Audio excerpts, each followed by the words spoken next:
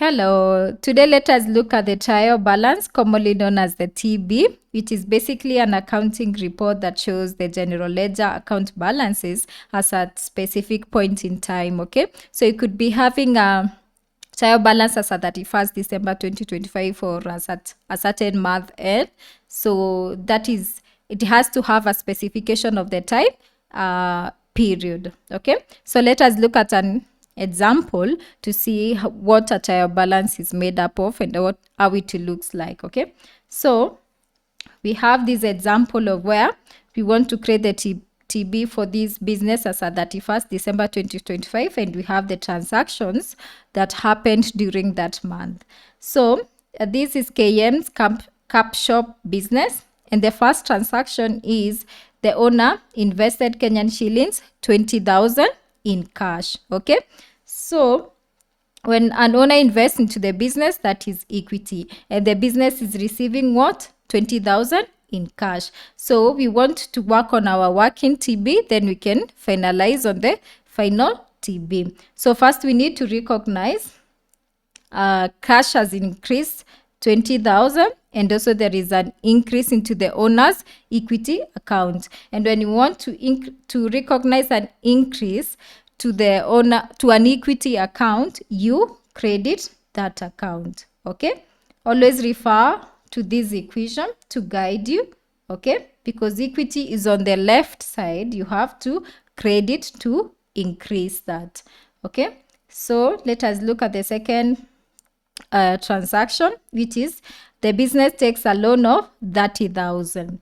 That is an increase into cash because it is receiving 30,000, and also an increase to their liability of loan. So to increase a liability account, you usually credit, okay?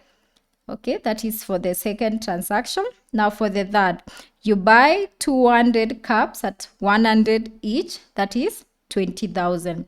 This, when you buy, you pay, so your cash reduces. To reduce our cash account, you credit. So you credit 20,000, but now you have received inventory, so you debit inventory to increase, to recognize the increase to that account, okay? Then you go and pay rent, 10. The business goes and pay rent of 10,000. So money is leaving your account, so you credit cash to recognize that decrease in cash, and then you recognize expenditure, which is the rent expense. So you come and debit that account. Then you look at the fifth transaction. We have, you sell 200 cups at 200 each, so you have 40,000. So you need to recognize 40,000 as been added to your cash account. And then you need to recognize also an increase to your revenue account. When you want to recognize an increase to your revenue account, don't forget you credit that account, okay? Another thing you need to recognize now that you've recognized the revenue is the cost of sales, or rather cost of goods. And the money that you used to buy the goods that you've sold was 20,000. So your cost of sale is 20,000, okay? And because now your inventory has reduced, you come and credit 20,000 to recognize that your inventory has gone down, okay? Then on the sixth transaction, it says you bought 300 cups at Kenyan shillings 100 each in credit, okay? So you bought, that is amounting to 30,000.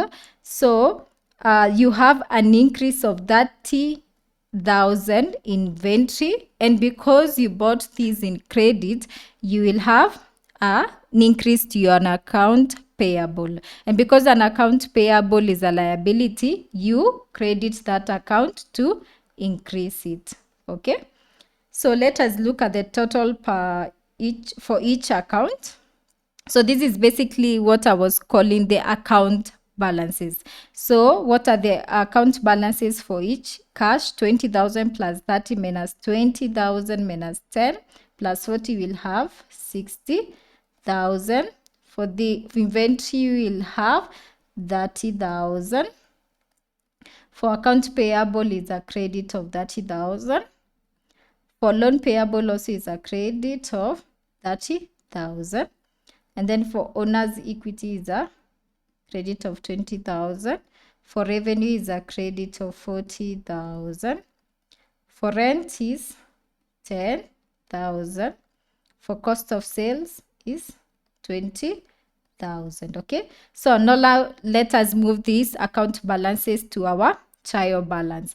One, the format of the trial balance is usually you write the name of the business. Okay, then you indicate this trial balance is at 31st December 2025. So you always must remember to indicate the period. Okay, so it is made up of the accounts that have an account balance and a debit and a credit column. So the debit columns usually takes in the debit accounts and the credit takes the credit accounts. To know, you use the word dealer.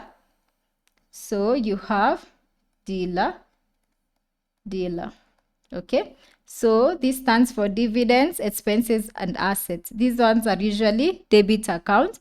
And then liability, equity, and revenue, these are the credit accounts. Okay, so let's first take the cash balance. Is an asset account, and it has a balance of 60,000.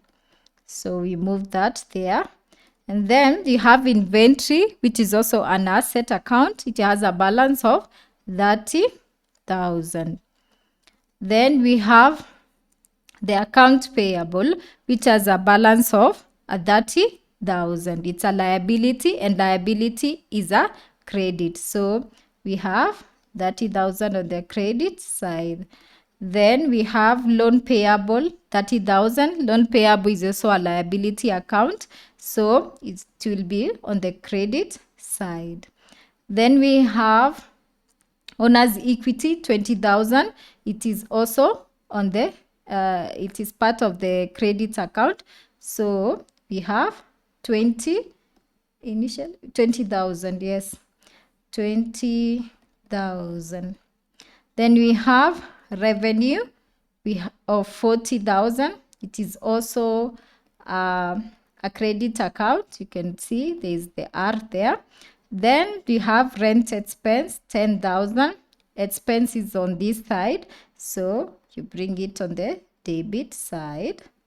Okay, then we have cost of sale, 20,000. 20,000 cost of sale is also an expense account, so it is going to be on the debit side. So once you have these, you sum the total, 60 plus 30, 90, 100. This is going to be 120,000. On the other end, you're also going to have 40, 60, 90, 120,000. This is how you know your trial balance is okay, because as I mentioned, the debit has to be equal to the credit total. That's how you know your trial balance is okay. If that's not the case, you have to check what went wrong. Probably a journal was passed erroneously, or a journal is missing, or rather it has not been passed. So you have to do a reconciliation and see what is causing this, because the trial balance has to balance because of the accounting equation.